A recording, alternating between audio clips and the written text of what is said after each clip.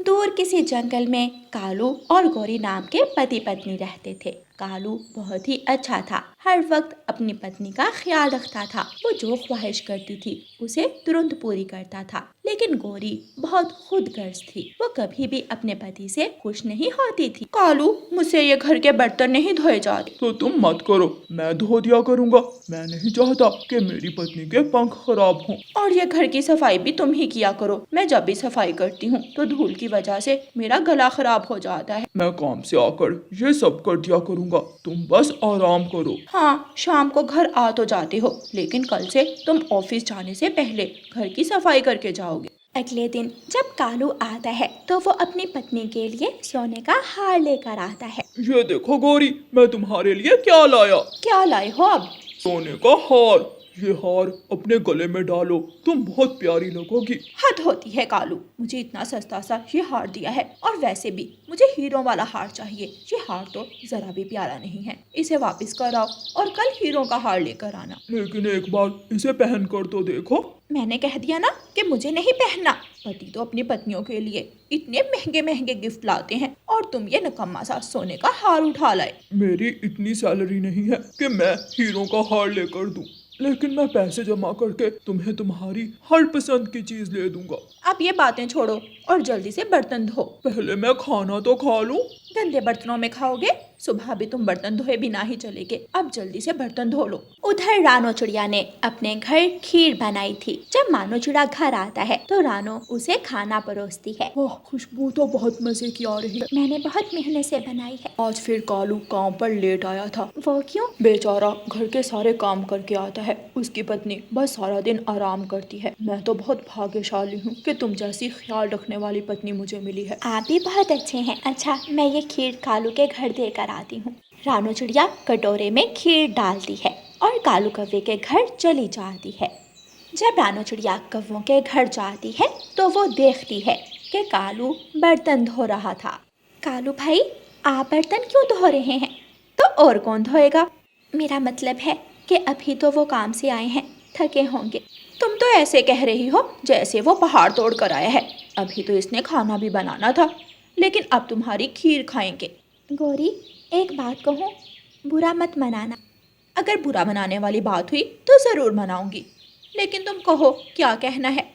तुम कालू के साथ अच्छा नहीं करती। तुम खुद भी घर में सारा दिन फारिग होती हो। अब खाना बनाना और घर की सफाई तो तुम कर ही सकती हो। मैं अगर कोई काम करूं तो मेरे पंख खराब हो जाते हैं, इसलिए मैं कुछ नहीं करती। तुम्हें अभी काम करने की आदत नहीं है, इस वजह से। अगर रोज़ थोड़ा थोड़ा काम करोगी तो आदत पड़ जाएगी। मुझे लगता है तुम्हें जलन हो रही है कि तुम्हारा पति तुम्हारे काम क्यों नहीं करता। वो सारा दिन ऑफिस में काम ही करता है। अब मुझे फजूल के भाषण मत दो। कालू ये सब खुशी खुशी करता है, मैं कौन सा इसे ज़बरदस्ती करवाती हूँ। खीर देकर रानो चिड़िया वापस अपने घर आ जाती है। रानो, अब क्या कर रहा था कालू? बेचारे कालू भाई का काम तो ऑफिस से आकर भी खत्म नहीं होता, बर्तन धो रहे थे। एक दिन जंगल में बहुत तेज बारिश होती है। उस दिन कालू कौवा अपने घर में ही था। ऐसी बारिश में अगर गरम गरम पकोड़े खाने को मिल जाए तो मज़ा ही आ जाए। मैं अभी तुम्हें बना देता हूँ। नहीं, मुझे तुम्हारे हाथ के सड़े हुए पकोड़े नहीं खाने। जाओ चाचा छमछम के पास जाओ, वो जो पकोड़े बनाते हैं उनका कोई जवाब ही नहीं। लेकिन गौरी, उनकी दुकान बहुत दूर है और बारिश भी बहुत तेज है। अगर तुम सच में मुझे खुश करना चाहते हो तो इस बारिश में पकोड़े लेकर आओ। कालू अपने घर से निकलता है। रास्ते में बहुत तेज हवा चल रही थी। जब कालू घने पेड़ों में से गुजरता है तो वहाँ पर एक पेड़ तेज हवा की वजह से टूट जाता है और कालू कौवे के ऊपर गिर जाता है। कालू कौवा गिरता है और मर जाता है। जब बारिश रुकती है तो पक्षी मरे हुए कालू कौवे के पास इकट्ठे होते हैं। गौरी कौवे भी वहाँ आ जाती है। पक्षी मिलकर कालू कौवे की लाश को पानी में बहा देते हैं। गौरी कौवे के भाई गौरी कौवे को अपने घर ले जाते हैं और कुछ दिनों बाद गौरी की शादी एक आवारा कौवे से करवा देते हैं। लेकिन वो कौवा तो कालू कौवे से बिल्कुल मुख्तलिफ था। वो हर वक्त गौरी को मारता था। मैंने तुम्हें कहा है कि जब मैं घर आऊं तो मेरे सामने खाना पड़ा हो। मुझसे खाना वाना नहीं बनता। मेरे पहले पति तो मुझसे कोई काम नहीं करवाते थे। वो नहीं करवाता होगा, लेकिन मैं सारे काम करवाऊंगा। अब जल्दी से जा और कुछ खाने को लेकर आ। अगर जल्दी ना कुछ लेकर आई तो छोड़ूंगा नहीं। गौरी कव्वे डरती हुई रसोई में जाती है और कुछ बनाने लगती है। उसे कौन सा कुछ बनाना आता था। जो भी चीज उससे बनती है वो अपने पति के सामने रख देती है। ये क्या बनाया है तुमने? दिखता नहीं है, चावल बनाए हैं। मैंने तो ऐसे चावल कभी नहीं खाए। गौरी का पति जब गौरी का बना हुआ खाना खाता है तो चावलों वाली प्लेट दूसरी तरफ गिरा देता है। अगर दोबारा मेरे सामने इतना बदमजा खाना रखा तो तुझे बहुत मारूंगा। गौरी रोने लग जाती है। ये रोना धोना मेरे सामने मत करो। अब जाओ और जो बर्तन रसोई में गंदे करके आई हो उन्हें साफ करो। मुझे अपना घर गंदा नहीं पसंद। गौरी का पति बाहर चला जाता है। रानो चिड़िया गौरी कव्वे के घर खिचड़ी देने आती है तो वो देखती है कि गौरी बर्तन धो रही है। ये मैं क्या देख रही हूँ? गौरी, तुम बर्तन धो रही हो? रानो, मेरा पति मुझे जरा भी पसंद नहीं करता। हर समय मेरे खाने में नुक्स निकालता है और मुझे मारता भी है। गौरी, तुमने कालू भाई के साथ अच्छा नहीं किया। वो तुम्हारा कितना ख्याल रखता था, लेकिन तुमने उसकी जरा भी परवाह नहीं की। फिर गौरी कव्वे कालू को याद करती है और रोने लग जाती है। प्यारे दोस्तों, इस कहानी को लाइक, अपने दोस्तों के साथ शेयर और चैनल को सब्सक्राइब करना बिल्कुल मत भूलना। आपका धन्यवाद। आज जग्गू कव्वे की नानो आ रही थी, इसलिए जग्गू कव्वा आज बहुत खुश था। जग्गू बेटा, जल्दी से तैयार हो जाओ, नदी से हाथ मुंह धोआओ, तुम्हारी नानो आने ही वाली होगी। मम्मा मम्मा, नानो मेरे लिए क्या लाएंगी? बेटा, नानो को आ तो लेने दो, फिर पूछ लेना नानो से।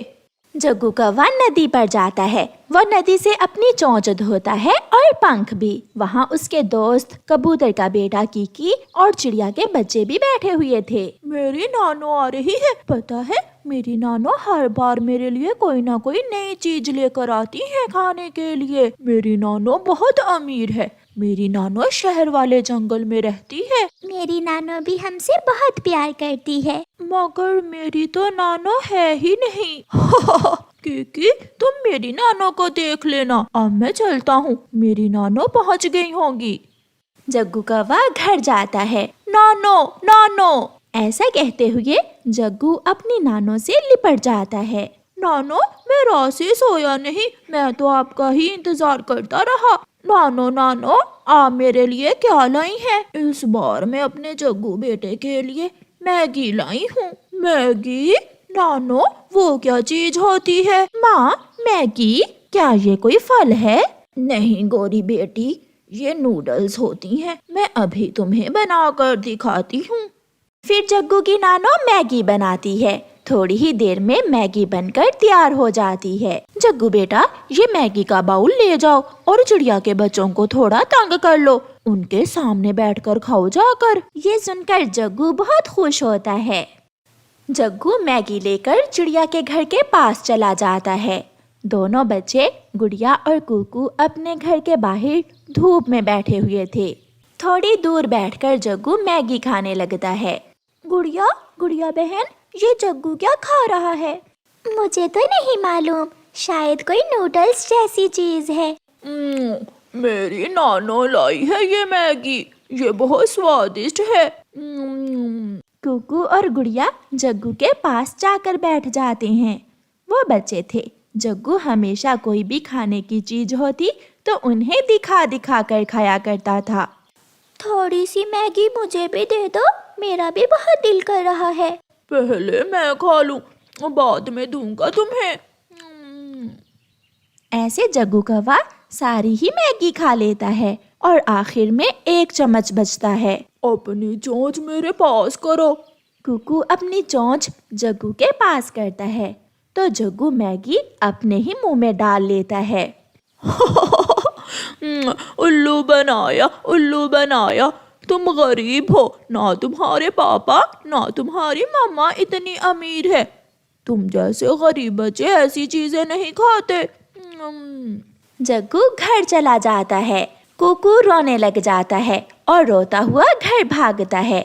उसकी बहन गुड़िया, जो बड़ी थी और समझदार थी, वो भी कुकू के पीछे पीछे अपने घर जाती है। मुझे नहीं पता, मुझे मैगी खानी है। मुझे भी जग्गू कौवे की तरह मैगी खानी है। गुड़िया बेटी, मैंने आपसे कितनी बार कहा है कि जब भी जग्गू कौवा आपके सामने बैठकर कोई चीज़ खाए तो कुकू को लेकर घर आ जाया करो। मम्मा, सच बताऊं तो जग्गू को खाता हुआ देखकर मुझे भी बहुत अच्छा लगा। मैं रो थोड़ी रही हूँ। कुकू भाई, आप भी चुप कर जाएं। अपने बच्चों को देखकर मम्मा चिड़िया बहुत दुखी हो जाती है। अच्छा, मेरे पास कुछ पैसे हैं, मैं अभी आपको मैगी लाकर बना देती हूँ। ये सुनकर बच्चे खुश हो जाते हैं और मम्मा चिड़िया अपनी अलमारी से कुछ पैसे लेकर अपने बच्चों की खुशियाँ पूरी करने घर से निकलती है। मम्मा चिड़िया उड़ती हुई जा रही थी कि रास्ते में उसे गोरी कौवी मिल जाती है।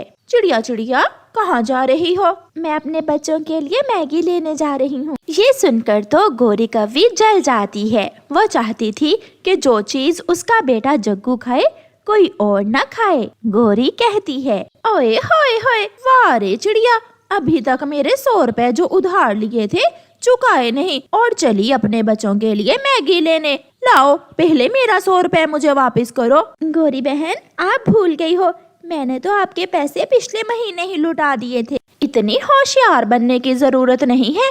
ऐसा कहते हुए गोरी कौवी चिड़िया के पंख से पैसे छीन लेती है। शक्ल देखी है अपनी मैगी खाने वाली, हम तो ठहरे अमीर पक्षी, जो चाहें खा सकते हैं। तुम्हारे जैसे गरीब पक्षी अगर मैगी खाएंगे तो जंगल में बैलेंस नहीं रहेगा। गोरी कौवी वो पैसे छीनकर वहाँ से भाग जाती है। चिड़िया एक डाल पर बैठकर रोने लग जाती है। अगर मैं गरीब हूँ तो क्या मुझे जीने का अधिकार नहीं है? क्या मैं अपने बच्चों की खुशियाँ पूरी नहीं कर सकती? मैं कमजोर हूँ ना, इसलिए वो दुष्ट कौवी हमेशा मेरे साथ लड़ाई करती है। चिड़िया बैठी रो रही थी कि वहाँ बादलों से गुजरती हुई एक क्लाउड फेरी चिड़िया की बात सुन लेती है। क्लाउड फेरी चिड़िया के पास आती है। चिड़िया, मैंने सब सुन लिया है। वो कौवी बहुत बुरी है।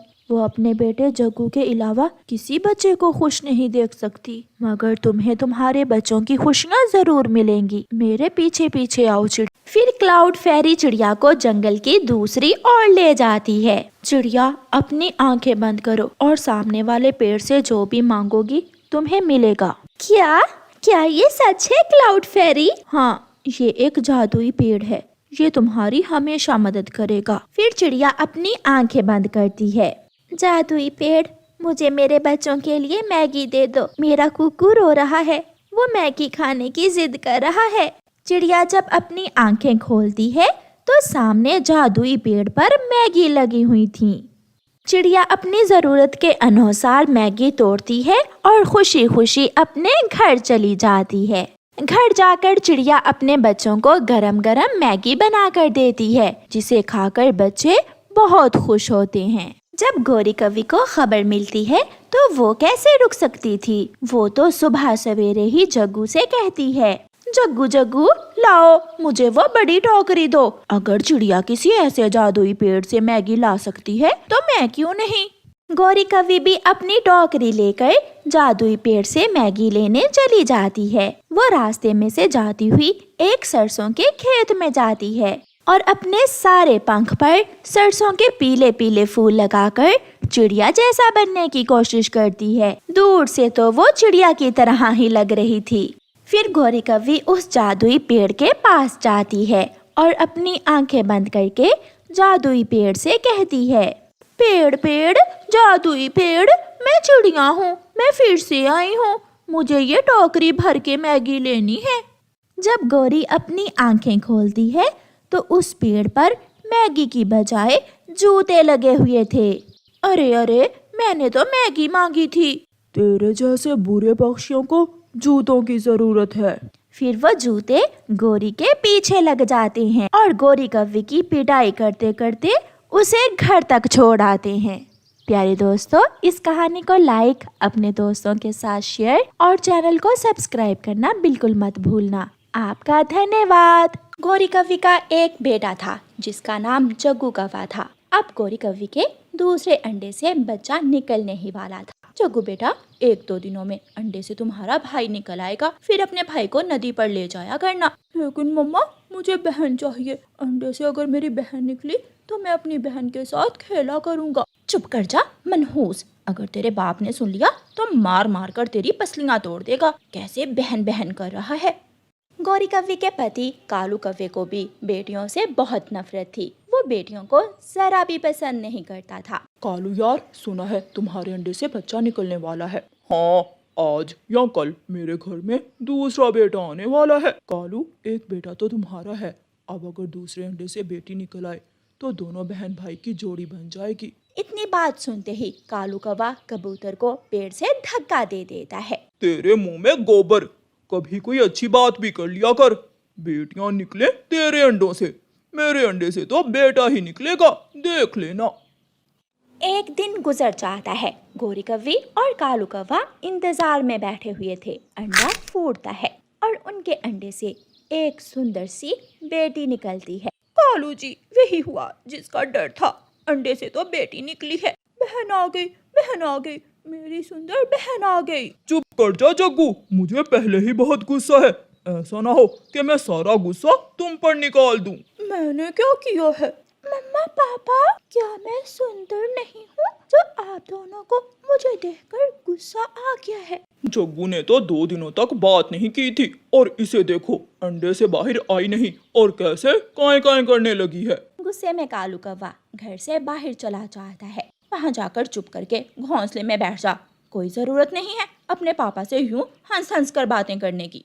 कव्वे और कव्वी की बेटी डर जाती है और डर कर चुप करके बैठ जाती है। दिन गुजरते के गौरी और कालू अपने बेटे का बहुत ख्याल रखते, लेकिन अपनी बेटी को ना तो कोई अच्छी चीज खाने को देते और ना ही उसे प्यार करते थे।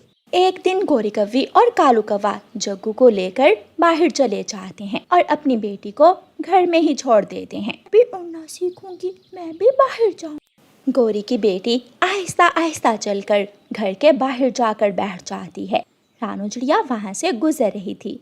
वह रानू चिड़िया से कहती है, आंटी, मुझे उड़ना सिखा दे। मेरे मम्मा पापा मुझे प्यार नहीं करते, वो मुझे उड़ना भी नहीं सिखाते। बेटी हो ना, इसलिए तुम्हारे माता पिता को तो सिर्फ बेटे ही पसंद है, लेकिन मैं उड़ना सिखाऊंगी बेटी आपको। छलांग लगाने से पहले लंबी सांस लो और फिर अपने पंख फैलाकर आहिस्ता आहिस्ता ऊपर नीचे करो। छोटी कव्वी उड़ती है। वो पहली ही उड़ान में उड़ने लगती है। वो हवा में उड़ रही थी। कव्वों की ये बेटी बहुत सियानी होगी। कोई भी छोटा बच्चा इतनी जल्दी नहीं उड़ना सीखता जितनी जल्दी इसने सीख लिया।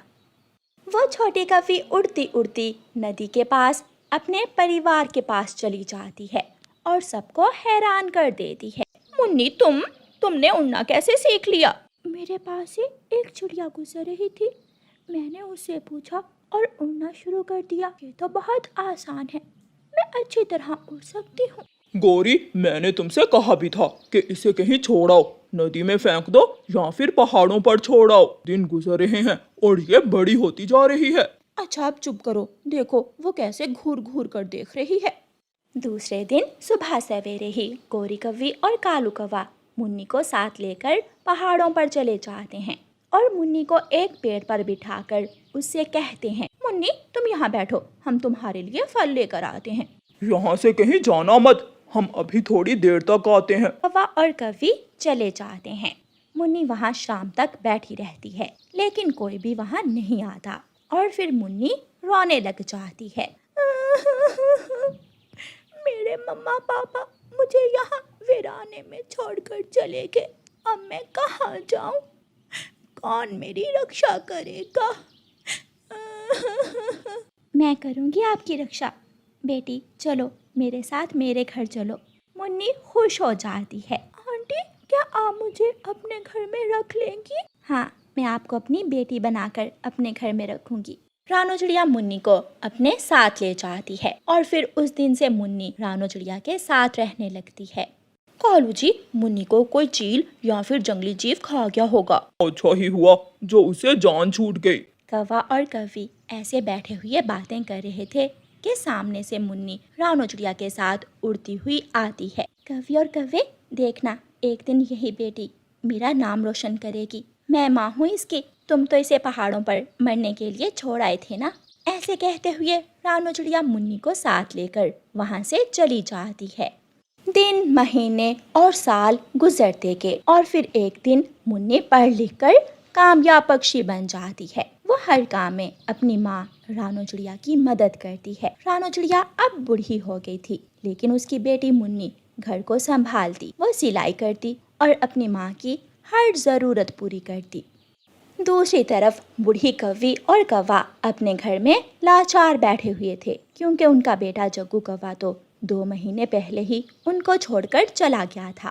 कालू, अगर आज मुन्नी हमारे पास होती तो वो हमारा ख्याल रखती। गौरी, हम भूल गए जो मुन्नी को घर से निकाल दिया, लेकिन गया समय लौट कर नहीं आता। अब तो हमें ऐसे ही दुखों में मरना होगा। तभी मुन्नी उनके लिए दाल रोटी लेकर आ जाती है। मम्मा ने मुझे भेजा है कि मैं आपको दाल रोटी दे आऊं। शायद आपका बेटा आपको छोड़कर चला गया है। कौवी और कौवा फूट फूट कर रोने लग जाते हैं, लेकिन मुन्नी उन्हें खाना देकर वहाँ से चली जाती है।